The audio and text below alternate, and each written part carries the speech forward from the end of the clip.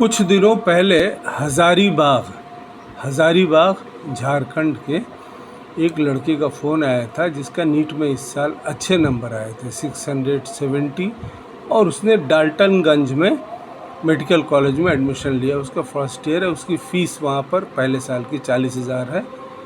बाकी सालों में फ़ीस कम है, मतलब डाइनिंग हॉल ये खाना पीना छोड़कर है। और उसका जो ट्यूशन फ़ी है, हॉस्टल फ़ी है, वो इस साल के लिए 40,000 है। उसमें 5,000 रुपये उसका सिक्योरिटी डिपॉजिट भी है।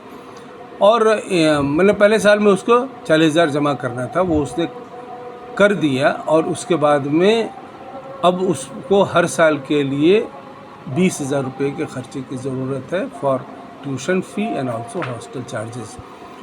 तो उसका फ़ोन आया था कुछ दिनों पहले। मैंने उसको बोला था कि देखो, अगर तुम्हें पैसे की ऐसी दिक्कत हो रही है, हालांकि तुम्हारे यहाँ पढ़ाई सस्ती है ये, क्योंकि गवर्नमेंट मेडिकल कॉलेज है और अभी वो पूरा बना भी नहीं है, उसमें अभी 700 बेडेड हॉस्पिटल बन रहा है।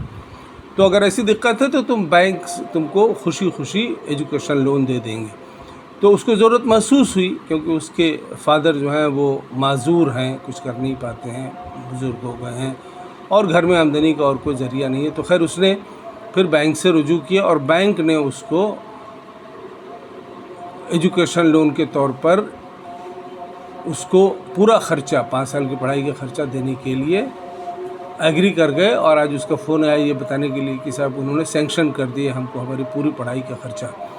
और ज़ाहिर है कि बहुत खुश था। ये रास्ता एक्चुअली सब स्टूडेंट्स के लिए खुला है, स्पेशली मेडिकल स्टूडेंट्स के लिए तो ये दरवाज़ा एकदम फाटक की तरह से खुला है। बिकॉज मेडिकल स्टूडेंट अनएम्प्लॉयड नहीं होता है और बड़ी मेहनत करके नीट का एग्ज़ाम निकाल करके वो इस तरह से गवर्नमेंट मेडिकल कॉलेज में एडमिशन पाता है। तो बहुत ही उसके लिए तो तमाम बैंक्स के तमाम दरवाजे खुले हुए हैं।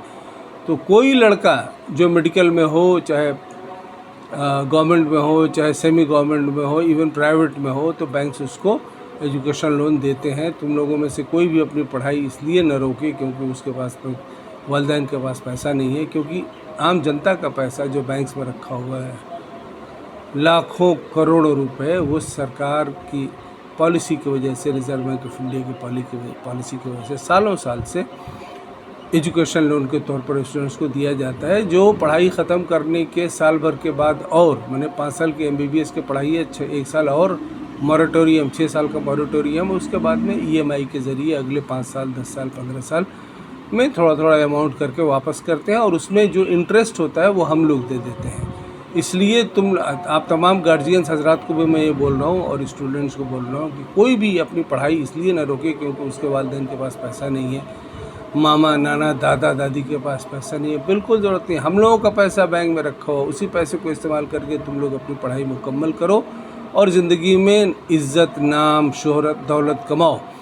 और मैं आप तमाम देश के मुस्लिम भाइयों बहनों को ये दावत देता हूँ कि आप लोग इस नेक काम में मुस्लिम एजुकेशन ट्रस्ट के साथ जुड़ें। ज़िंदगी में एक दफ़ा 20 करोड़ मुस्लिम आबादी का 1% यानी 20 लाख लोग अगर ज़िंदगी में एक दफ़ा 100 रुपया दें मुस्लिम एजुकेशन ट्रस्ट को, तो ट्रस्ट अगले 10 सालों में लाखों लड़के लड़कियां, officer, engineer, doctor, MBA, teacher, professor, CA और पॉलिटिशियन वगैरह वगैरह खड़ा कर देगा, ताकि वो लोग समाज में आपकी इज़्ज़त बनाएं, दौलत कमाएं, शोहरत बनाएं, देश और कौम की खिदमत करें, अपना नाम ऊंचा करें, कौम और मुल्क का नाम ऊंचा करें।